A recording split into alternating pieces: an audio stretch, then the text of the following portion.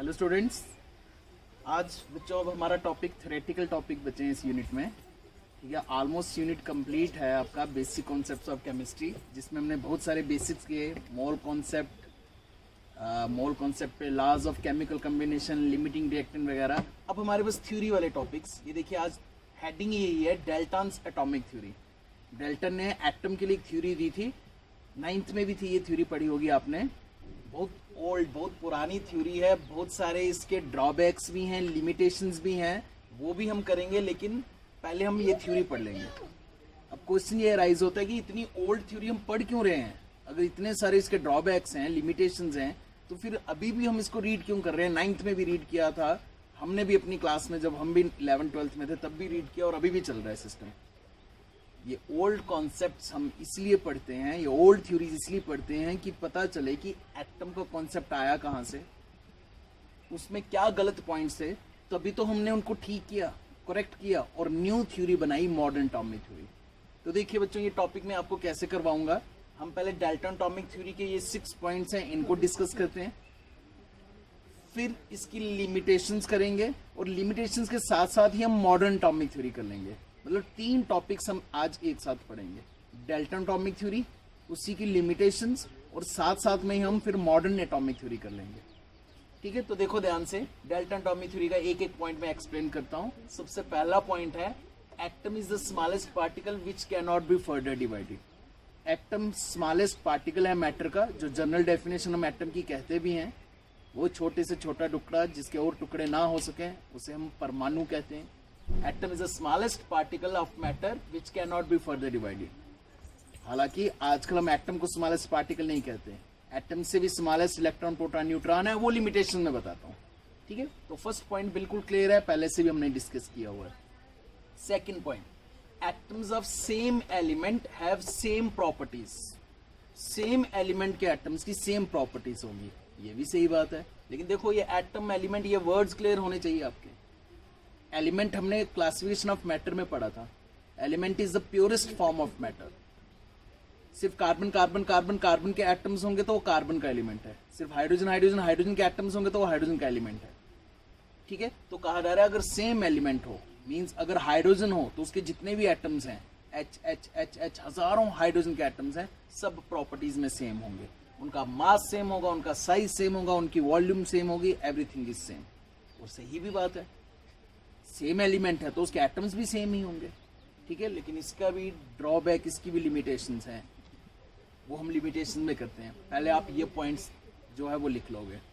Next point है, third point, atoms of different element have different, atoms of different element have different properties. Atoms of different element have different properties, that is वही मास, size etcetera. अगर different elements ले लूं, मैं carbon ले लूं और oxygen ले लूं, एक तरफ कार्बन के एटम्स ले लूं, दूसरी तरफ ऑक्सीजन के एटम्स ले लूं, तो आपको दोनों की अलग अलग प्रॉपर्टीज मिलेंगी। कार्बन के एटम्स की अलग प्रॉपर्टीज, ऑक्सीजन का अलग एटॉमिक मास, अलग साइज, अलग वॉल्यूम, सब कुछ अलग होगा। लेकिन इसकी भी लिमिटेशंस हैं, वो हम लिमिटेशन में डिस्कस करते हैं। ठीक है, सिंपल से पॉइंट्स हैं। फोर्थ पॉइंट, कंपाउंड की डेफिनेशन है, वो भी हमने पहले से की हुई है। Compound is formed by the combination of 2 or more different elements in a simple and fixed ratio by mass। Compound कैसे बनता है? ये लॉ ऑफ डेफिनेट प्रोपोर्शन भी था। एक कंपाउंड कैसे बनता है? अलग अलग एलिमेंट्स के एटम्स फिक्स मास की रेशो में कंबाइन होते हैं। जैसे H2O में हाइड्रोजन और ऑक्सीजन की फिक्स रेशो 1:8, पहले से डिस्कस कर चुके हैं। तो इस पॉइंट्स में भी कुछ खास नहीं है इस पॉइंट में, लेकिन इसकी भी limitation. Fifth point, atom is the smallest particle which can take part in a reaction। atom smallest particle है, सारे points atoms के लिए। atom is the smallest particle which can take part in a reaction। कोई भी reaction हो, कोई भी reaction जिसमें reactants products में convert होते हैं। H2 plus O2 gives us H2O। देखो ये reaction H2 plus O2 gives us H2O, इसमें हमें लग रहा है कि H2 और O2 आपस में combine हो गए और H2O बन गया, ऐसा नहीं होता। H2 का पहले एक एक एटम अलग होता है, H अलग H अलग, O2 का एक एक एटम अलग होता है, O अलग O अलग, फिर ये सिंगल सिंगल एटम्स आपस में रिएक्शन करते हैं। इस पॉइंट का ये मतलब है। कोई भी रिएक्शन अगर आप ले लीजिए, atom is the smallest particle which can take part in a reaction. Molecules compound सीधे कंबाइन नहीं होते आपस में, पहले वो कंपाउंड्स अपनी ओल्ड बॉन्ड्स ब्रेक करके सिंगल एटम बनाते हैं। ये H2 पहले सिंगल एटम में ब्रेक होगा, फिर ये रिएक्शन करेगा, ठीक है। और लास्ट पॉइंट है 6th point, atom can neither be created nor be destroyed.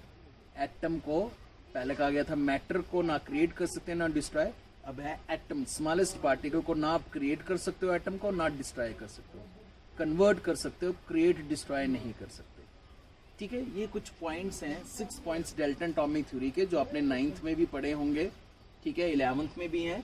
लेकिन इन पॉइंट्स से ज्यादा इंपॉर्टेंट है इनकी लिमिटेशंस, और उन्हीं की लिमिटेशन से हम करेंगे मॉडर्न एटॉमिक थ्योरी।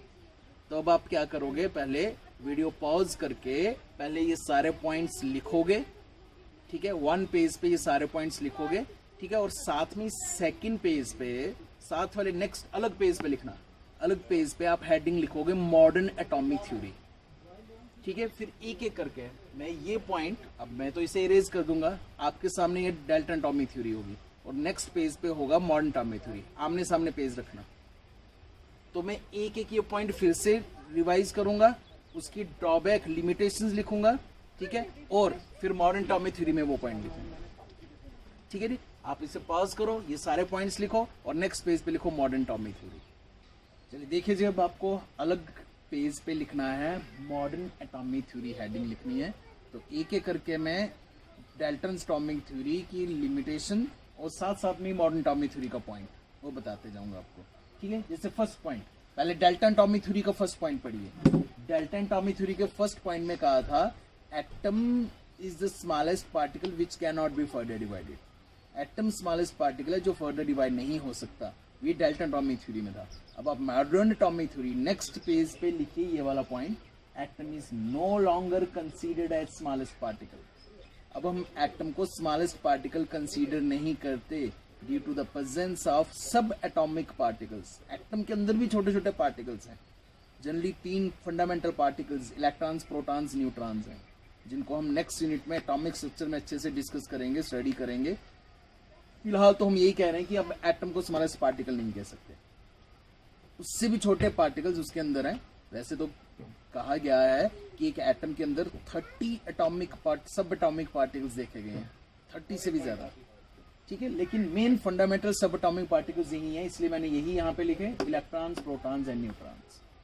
तो ये आप मॉडर्न एटॉमिक थ्योरी में लिखोगे। तो डाल्टन एटॉमिक थ्योरी का फर्स्ट पॉइंट की ड्रॉबैक भी आ गई और मॉडर्न एटॉमिक थ्योरी का फर्स्ट पॉइंट भी आ गया। Second point, Dalton atomic theory में पढ़िए आप सेकंड पॉइंट में लिखा था atoms of same element have same properties. सही बात है, कार्बन के एटम्स की सेम प्रॉपर्टीज होंगी, हाइड्रोजन के एटम्स की सेम प्रॉपर्टीज होंगी, साइज सेम होगा, मास सेम होगा, वॉल्यूम सेम होगी, एवरीथिंग इज सेम। लेकिन ऐसा नहीं होता, atoms of same element may have different properties. ये लिमिटेशन आ गई डाल्टन एटॉमिक थ्योरी की और मॉडर्न एटॉमिक थ्योरी का पॉइंट आ गया, ठीक है। रीजन क्या है, this is due to the existence of isotopes. Isotopes की एग्जिस्टेंस की वजह से, आइसोटोप्स की वजह से, ठीक है। मतलब यहाँ पे आप एक नया वर्ड भी सीखोगे, आइसोटोप, वो भी मैंने यहाँ पे लिख लिया हुआ है। Isotopes are atoms of same element having same atomic number but different mass number.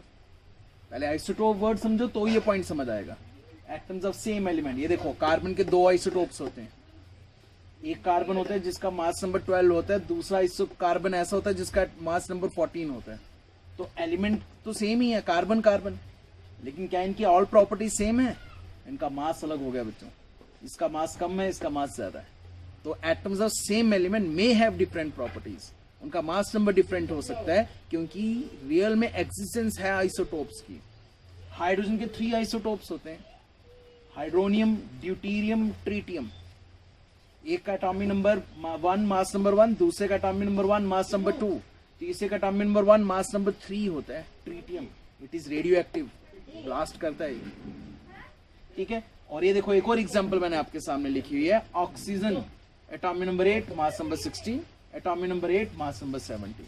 तो atoms of same element may have different properties और उसका रीजन है आइसोटोप्स।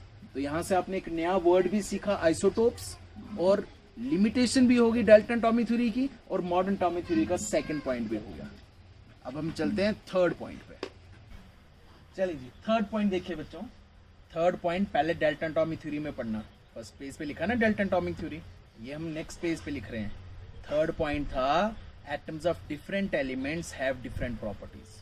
कार्बन के एलिमेंट के एटम्स की डिफरेंट प्रॉपर्टीज हैं, ऑक्सीजन के एलिमेंट के एटम्स की डिफरेंट प्रॉपर्टीज हैं, नाइट्रोजन के एलिमेंट के एटम्स की डिफरेंट प्रॉपर्टीज हैं। ये डेल्टा एटॉमिक थ्योरी में लिखा था, जो काफी हद तक सही भी लग रहा था, लेकिन नहीं जी, ये भी ड्रॉबैक, इसमें भी लिमिटेशन है। ठीक है, एटम्स ऑफ डिफरेंट एलिमेंट्स में have same properties. Different element के एटम्स की सेम प्रॉपर्टीज हो सकती हैं, उनकी प्रॉपर्टी बिल्कुल सेम हो सकती है due to the existence of isobars. अब एक नया वर्ड और यहाँ पे सीखने को मिलेगा आपको, आइसोबार। तो पहले आइसोबार वर्ड समझिए, ये मैंने अलग से यहाँ पे लिख दिया है। आइसोबार वर्ड समझिए तो ही ये पॉइंट भी समझ आएगा।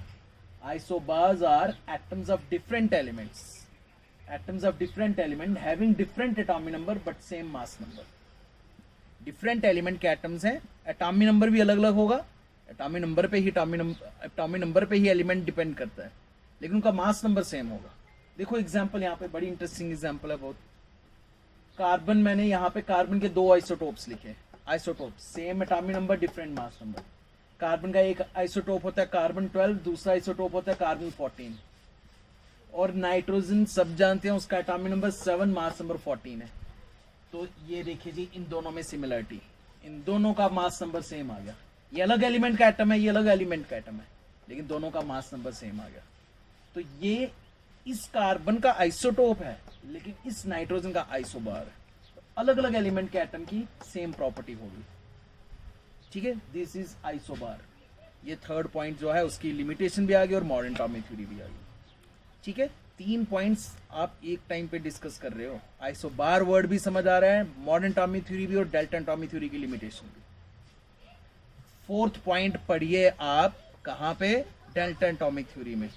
डेल्टा एटॉमिक थ्योरी में फोर्थ पॉइंट कहा गया था कंपाउंड की डेफिनेशन, कि कंपाउंड की फिक्स रेशो होती है एलिमेंट्स की, फिक्स और सिंपल रेशो होती है। ना बच्चों फिक्स होती है ना सिंपल होती है हर एक जगह पे। अगर आइसोटोप आ गया तो कैसे फिक्स? ये देखो, मैं वाटर की एग्जांपल लिखी थी। वाटर में आप हाइड्रोजन और ऑक्सीजन की रेशो निकालते थे 2:16, मास की रेशो, दैट इज 1:8। लेकिन बच्चों अगर आपने वाटर में हाइड्रोजन का आइसोटोप ले लिया, तो जिसका मास नंबर 2 है, अगर आपने वो ले लिया तो हाइड्रोजन ऑक्सीजन की रेशो आएगी। अब हाइड्रोजन का एटॉमिक नंबर 1, मास नंबर 2 होगा, 2 हाइड्रोजन का 4 होगा, 4:16, ratio I 1:4। It means water की रेशो चेंज हो गई, हाइड्रोजन ऑक्सीजन की रेशो। आइसोटोप्स की वजह से रेशो भी चेंज हो सकती है। ठीक है, ये उस लॉ की भी ड्रॉबैक है। कौन सा law? Law of definite proportion. और ये यहाँ पे डेल्टा एटॉमिक थ्योरी के फोर्थ पॉइंट की भी लिमिटेशन है। ठीक है, फिर कहा गया था भाई सिंपल रेशो होनी चाहिए। सिंपल रेशो बच्चों, सिंपल कंपाउंड्स में सिंपल रेशो आएगी। 9th में जितने कंपाउंड्स पढ़े थे उनकी तो सिंपल रेशो आएगी, लेकिन जो कॉम्प्लेक्स बड़े बड़े कंपाउंड, ये देखिए मैंने यहाँ पे शुगर का फॉर्मूला लिखा हुआ है, शुगर, कैन शुगर। इसमें अगर आप कार्बन और हाइड्रोजन और ऑक्सीजन के मास की रेशो लोगे ना तो सिंपल नहीं आएगी, पॉइंट्स में आएगी, कॉम्प्लेक्स फ्रैक्शन में रेशो आएगी। निकाल के देख सकते हो। कार्बन का मास नंबर 12, 12 × 12 करना 144:22:16 × 11 करना, आई थिंक 196 आएगा। सिंपल रेशो आएगी ही नहीं, सिंपल रेशो नहीं आएगी। ठीक है जी, तो ये भी गलत है उसमें, पॉइंट में सब जगह गलत नहीं है। सिंपल कंपाउंड्स के लिए वो लास्ट ठीक है, लेकिन कॉम्प्लेक्स कंपाउंड्स के वो लास्ट जो है उनमें लिमिटेशन आ जाएगी। Last 5th and 6th point discuss करते हैं। देखिए जी बच्चों, 5th point delta atomic theory में पढ़ी है, प्रीवियस पेज पे जो आपने डेल्टा एटॉमिक थ्योरी लिखी है उसमें आपने लिखा हुआ है atom is the smallest particle which can take part in a reaction. बच्चों वो पॉइंट ठीक है। ठीक है, अभी भी हम एटम ही स्मॉलेस्ट पार्टिकल कहते हैं जो रिएक्शन में हिस्सा लेता है। ठीक है, मॉलिक्यूल्स हों, कंपाउंड्स हों, जो भी हों, साल्ट्स हों, एसिड्स हों, बेस हों, वो ब्रेक होंगे एटम्स या आयन्स में, फिर वही रिएक्शन करेंगे। ठीक है, तो अभी भी हम यही कह रहे हैं atom is the smallest particle which can take part in a reaction. तो 5th पॉइंट जो है वो आपका करेक्ट है। जल्दी से लास्ट 6th पॉइंट पे बढ़ते हैं। वहां पे पढ़िए डेल्टा एटॉमिक थ्योरी में 6th पॉइंट कहा गया था atom can neither be created nor be destroyed. आप एटम को ना क्रिएट कर सकते हो ना डिस्ट्रॉय कर सकते हो। लेकिन बच्चों न्यूक्लियर रिएक्शंस में क्या होता है, न्यूक्लियर रिएक्शंस में आप एटम को डिस्ट्रॉय कर सकते हो, ठीक है जी। न्यूक्लियर रिएक्शंस में एटम जो है वो डिसइंटीग्रेट होके एनर्जी में, न्यूक्लियर एनर्जी में कन्वर्ट हो जाता है, वही न्यूक्लियर ब्लास्ट, ठीक है। पूरी तरह से हम तो नहीं कह सकते कि आपने डिस्ट्रॉय कर दिया, उसे एनर्जी में कन्वर्ट कर दिया, लेकिन अब पार्टिकल फॉर्म में नहीं रहा वो एटम, ठीक है। पार्टिकल फॉर्म खत्म हो गई, आपने उसको टोटली एनर्जी में कन्वर्ट कर दिया। तो थोड़ा बहुत वो भी लिमिटेशन ड्रॉबैक है, तो हम कह सकते हैं एटम में भी destroyed during nuclear reactions, 6th point, ठीक है जी। तो ओवरऑल अगर देखा जाए बच्चों, टोटली थ्योरी वाला टॉपिक था, लेकिन इसमें आपने कुछ वर्ड्स, कुछ न्यू वर्ड्स जो हैं वो सीखे, isotopes and isobars. Isotopes same atomic number different mass number, isobar different atomic number same atomic mass या मास नंबर, ठीक है। ये आइसो, एक्चुअली आइसो वर्ड जहां पे भी लगता है ना बच्चों, वहां पे कुछ ना कुछ सेम होगा। आइसो का मतलब ही है सेम, सिमिलर। ऐसे में एक वर्ड और आपको सिखाता हूं, ऐसे अलग से लिख लेना, इस थ्योरी से कोई लेने देना नहीं है। आइसोटोन्स, एक और वर्ड है बच्चों, आइसोटोन्स। आइसोटोन्स में सेम नंबर ऑफ न्यूट्रॉन्स होते हैं, same number of neutrons, neutron same होते हैं। ये देखो, कार्बन का atomic number 6, mass number 14, oxygen का एटॉमिक नंबर 8, मास नंबर 16। आप इसमें न्यूट्रॉन्स निकाल दो, neutrons mass number minus atomic number करके न्यूट्रॉन्स आ जाता है, ठीक है। देखो बच्चों, एटॉमिक नंबर होता है number of protons, positive charge वाले प्रोटॉन्स, ये सब मैं एटॉमिक स्ट्रक्चर में सिखाऊंगा। जितने एक एटम में प्रोटॉन्स होते हैं उतने ही इलेक्ट्रॉन्स होते हैं, जितना पॉजिटिव चार्ज उतना ही नेगेटिव चार्ज, और प्रोटॉन्स प्लस न्यूट्रॉन्स होता है मास नंबर। अभी नहीं भी क्लियर हो रहा है, हम स्ट्रक्चर ऑफ एटम में नेक्स्ट यूनिट स्टार्ट होने ही वाला है हमारा, उसमें अच्छे से क्लियर करूंगा। फिलहाल this minus this, mass number minus atomic number, आप नंबर ऑफ न्यूट्रॉन्स निकाल सकते हो। This minus this 8, this minus this 8, इन दोनों में न्यूट्रॉन्स बराबर है, इन्हें कहते हैं हम आइसोटोन्स। इस थ्योरी से इसका कोई लेना देना नहीं है, मैं अलग से ऐसे वर्ड बता रहा हूं। ऐसी और भी आगे बहुत सारे वर्ड्स आएंगे जिसमें आइसो वर्ड लगा होगा। जैसे एक और वर्ड मैं आपको बताता हूं, आइसो इलेक्ट्रॉनिक या आइसो इलेक्ट्रिक, आइसो इलेक्ट्रिक या iso electronic, same number of electrons, जिनमें इलेक्ट्रॉन्स का नंबर सेम होता है, ठीक है। ये सारे वर्ड्स आगे डिस्कस करने हैं। आइसो स्ट्रक्चरल, जिनका स्ट्रक्चर सेम होगा। आइसोमॉर्फ्स, जिनका क्रिस्टल स्ट्रक्चर सेम होगा, ठीक है। ऐसे बहुत सारे आइसोमर्स, जिनका फॉर्मूला सेम होता है। तो ये आइसो वाले बहुत वर्ड्स आएंगे, लेकिन ये कुछ एक दो जो है वो आप अभी फिलहाल दिमाग में रख लीजिए। Isobars, isotopes, isotones and iso electronic. और ये पूरी थ्योरी जो है अच्छे से 2 पेजेस पे, अलग अलग पेजेस पे सामने होने चाहिए वो बोर्ड पेज, दोनों पेजेस पे लिखिए।